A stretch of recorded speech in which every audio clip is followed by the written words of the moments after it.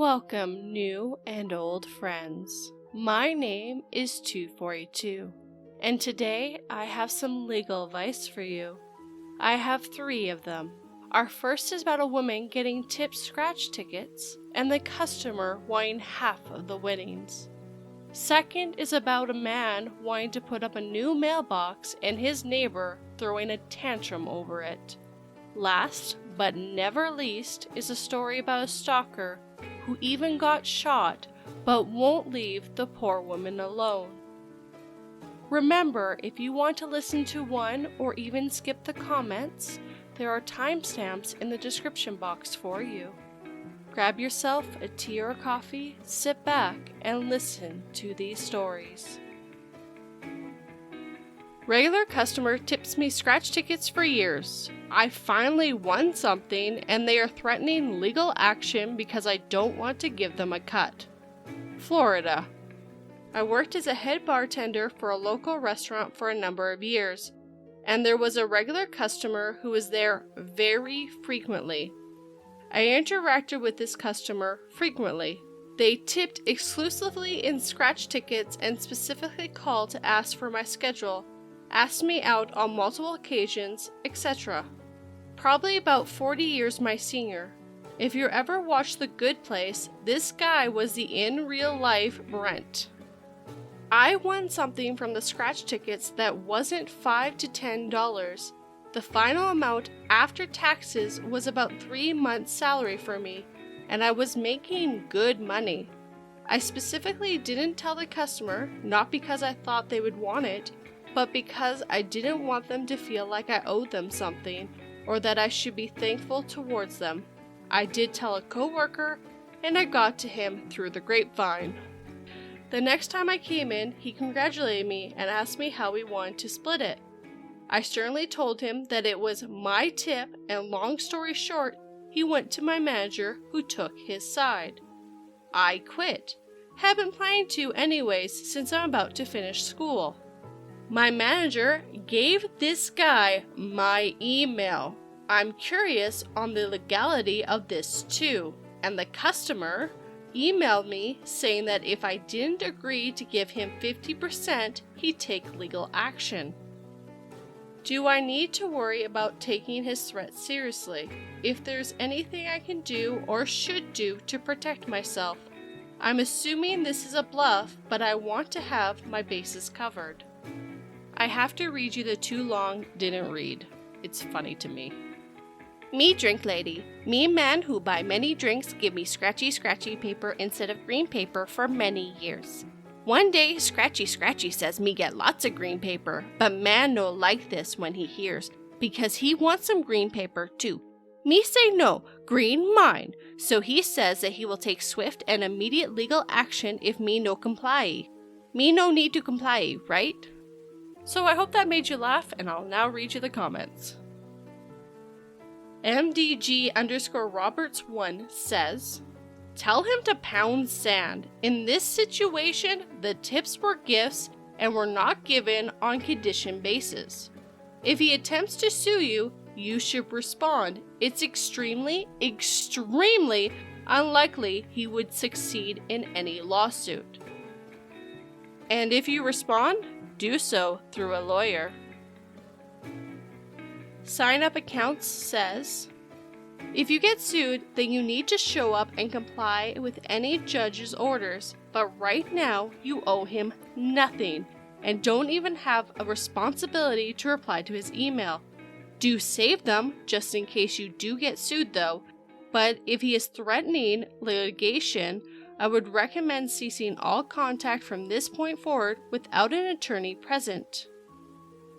And MeowsBub666 says, and just to clarify why it is important if this guy files a lawsuit against you, which he's completely entitled to do regardless of the lack of legal basis for his claim, she needs to show up or be ruled against by default. Now it's time for my thoughts. Oh, Florida, why do you have such interesting tales? From my understanding of the law, this is considered a gift at this point, which means he has no legal right to any of this money. I would still try to go see a lawyer and make sure he has no legal standing and maybe keep it on retainer in case she gets sued. Then also make sure she has some witnesses that he used to give her scratch tickets all the time. As for her manager giving out her email, that would be a labor law violation and she would have to look at that in a different way. And maybe even a lawyer can help her with that. I'm not 100% sure on that one. I couldn't see a judge worth his salt ruling in this gentleman's favor. It would be in hers. But she has to show up for court, otherwise he wins as default. And that's how the law is, at least in the States, and I think that's the same in Canada.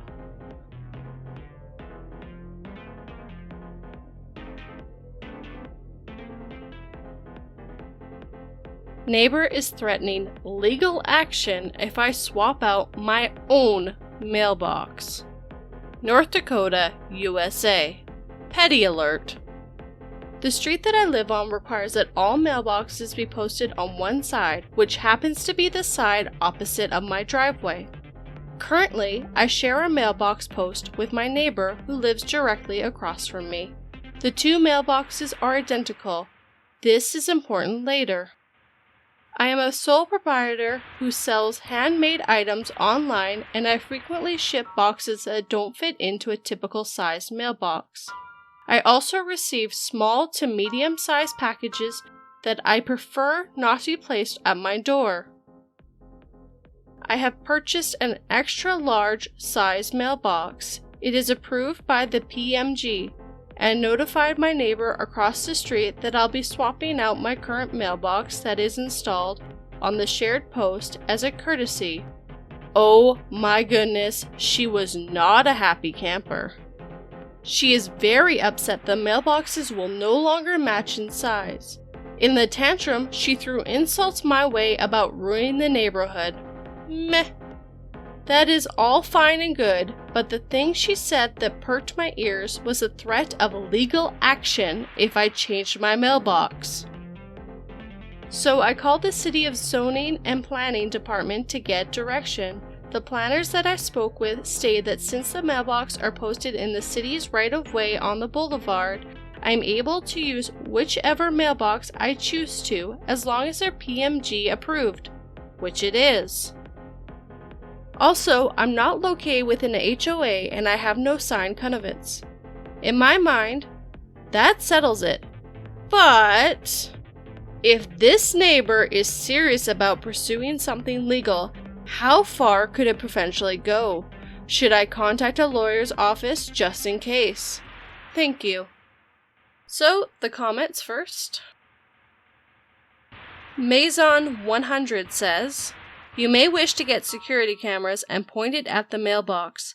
She probably won't take law into her own hands, but cameras are cheap nowadays, and having video will make your life a lot easier, and her life a lot harder. If she makes the unfortunate choice of removing or vandalizing your mailbox. OP says, great advice. I already have 2 that record 24/7 that capture the mailbox. Ace Jupiter 123 says, something else to note, if you're using it for a small business, I ensure it has a lock feature. Most of the larger ones do. One never knows the length these people take things. I prepare for the worst seeing the history that has already involved. You very well might find yourself having to file suit against her in the long run. And that's really everything. So I'll give you my opinion. So I don't think she's going to take this to legal action in any way, shape, or form. She probably just did it out of anger, thinking it would scare him from doing it. I have a feeling if she does anything, it's more going to be wrecking his property. And he's already got cameras there, so he'll have the ability to sue her if she does it. So he's done everything he's supposed to, and he did say later down the post that he won't be informing her of anything else. He was just doing it as a courtesy, and he won't give her that again. So I wish the best to OP.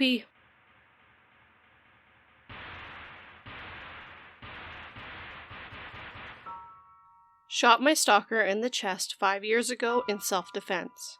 He immediately started harassing me again a few days after being released from patrol supervision. Throw away because my stalker comments pretty much on every post I make on my main account. I even got flagged for karma manipulation for having a friend comment on my post. He's not my friend. Anyway, 5 years ago, I was stalked for 6 months by a guy I knew less than a month as an actual person. We dated very briefly, I broke things off, and things seemed equitable until he started showing up outside my house and demanding I be with him or else. He had decided he was a good man and deserved a chance. He threatened that if he didn't get a chance, he'd kill me or hopefully I'd kill myself. After 6 months of daily threats, 10 plus police reports, multiple restraining order attempts, moving, getting rid of my social media, he found me and kicked my door in at midnight. I ended up shooting him. After a lot of games on his part, refusing to come to court, self-imposed starvation, he was fully sentenced and went to jail for 5 years. I guess he was on parole for about 4 months after his release, because I immediately started receiving messages and comments from him. He just picked up right where he left off. I contacted the parole board and they said he was released from supervision a few days before. I have contacted the police, was approved for a restraining order, but of course they haven't been able to serve it. They said they can't prove the messages are from him, despite him using his name, posting his pictures, and literally commenting my name and talking about this shooting in comment replies. The detective is waiting for a subpoena from Reddit to prove it's him. I am documenting every bit of harassment, of course, but I'm just exhausted. I'm so incredibly frustrated with the lack of help available and closed doors they are for people being stalked. Is there anything else I can do in the meantime? So first, I'm going to read you some comments and then I'll give you mine. Tomatoes Are Toxic says, in addition to the restraining order, under some circumstances in Tennessee, you can get an order of protection, and that would include an emergency temporary order issued ex parte without a hearing and without requiring services of process. I suggest you go and speak with a local attorney about your options. If you are in a larger city or near a law school, there might be free legal aid available if you need it.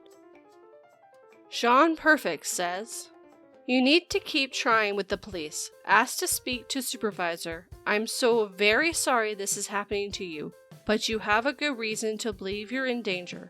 This guy got shot, went to jail, and is still after you. You might want to consider a lawyer to help push things along. But as a matter of practical advice, do you have any friends you made while he was in jail that he may not know about? I try staying with them while you get the authorities to deal with this jackfruit. When you go to the police, don't say a person is harassing you. Use strong language.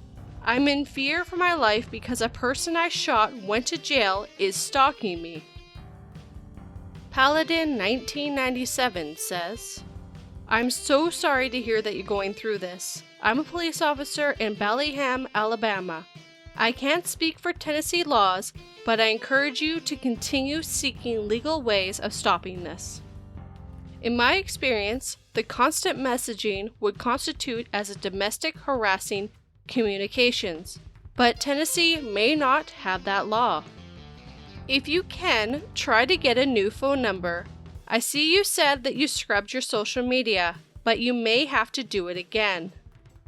I encourage to conceal carry and be safe. If you shot him once and he came back, you may have to protect yourself again, especially since your local police department is dragging their feet. Now to my opinions. So OP has shot him once. He went to jail for 5 years and he still came back to Stalker. I get that stalkers aren't all right in the mind, but that's pretty idiotic. I think OP should get a lawyer and figure out what's the best next steps. because it seems that the cops aren't willing to help her, and most likely a lawyer can help her get the next steps. But she also needs to get somewhere he has no clue where she is. I feel really bad for her, and I hope she's okay, because this was posted quite a while ago.